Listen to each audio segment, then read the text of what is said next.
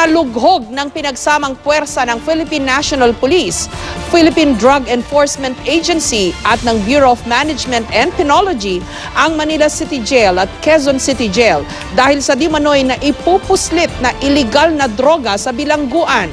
Samut-saring kontrabando ang tumambad sa kanila. Isa sa may tinuturong dahilan ang kakulangan ng jail guard. May report si Salima Refran.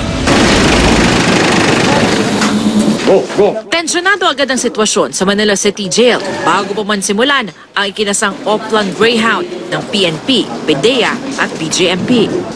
Kinailangan pang magkasa ng baril ng SWAT bago mapasok ang dormitoryo ng Batang City Jail. Pero nadaan lahat sa pakiusapan. Nang mapasok ang dorm, na-recover ang mga nagamit ng foil. Pero wala namang nakitang droga. Dito naman, wala tayo gaano nakitang kontrabando kasi walang drug lord na nakaditin dito, mga lokal. Sa kubol naman ng Dorm 7, kung saan may hinihinalang drug lord, nakuha ang ilang patalim, cellphone, pati na aircon at flat screen TV. Ang nakuha ring blue book, ipasusuri ng operatiba. Meron tayong nakuha ang blue book, yun ang paimbestiga namin sa intel namin. Tingnan namin. Tsaka may mga cellphone, titingnan natin kung anong record nun. At saka nakita nyo naman yung ng isang drug lord. Naka king size bed with aquarium. Parang hindi ka talaga nakakulong. Sa sinasabing pinakamagarbong kubo na pag-aari ni Julie Jiang, isa sa mga nakakulong dahil sa pagbebenta ng illegal na droga, nasabat ang hinihinalang shabu. May traces. Hinalughog din ng mga operatiba ang Quezon City Jail. Pero imbis na sabay-sabay na pinasok ang mga kulungan, kadagangang inspeksyon. Maya-maya pa, tumambad ang samot-saring kontrabando.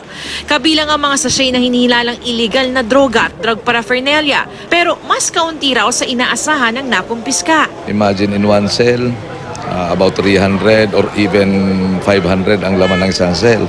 So pinalalabas muna nila bago makapasok yung inspecting team. So siguro they have that convenient time to throw away any lalo yung droga, no. Ang pinakamarami nakuha, samot-saring uri ng improvised na armas, mga pamalo, maging LED TV at DVD player. Kinumpiska pati mga kondom na bagaman di naman talaga bawal ay nagagamit para makapagpuslit ng mga kontrabando. Now this is the first time na nagkaroon tayo ng parang joint operation with other law enforcement agencies para ma-flush out talaga yung contrabands and to preclude any suspicion na como BJMP kami pinagtatakpan namin. Iginasa ang Oplan Greyhound dahil may mga transaksyon ng droga pa rin umanong nangyayari sa mga bilangguan dahil na rin sa kakulangan ng jail guards. Sa buong NCR, actually ang kulang natin siguro aabot pa ng mahigit 10,000 yan before we could totally say na safe na tayo sa ratio and proportion ng inmate to personnel ratio. Sa Quezon City Jail halimbawa, isang jail guard lang ang nagbabantay sa kada 7 inmate. Kulang na kulang daw ito ayon sa pamunuan ng piitan. Ang Quezon City Jail ang pinaka-congested na kulungan sa buong bansa sa ngayon. Nasa 3,524 ang bilang ng mga inmates na nagsisiksikan dito. Malayong malayo do sa 600 na dapat na nilalaman lamang ng kulungan na ito. At tulad ng sa Bilibid, may nakakapasok din daw ng mga kontrabando dito.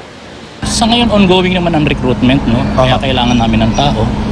So, ayun ang kailangan talaga namin, manpower. Salima Refran, GMA News.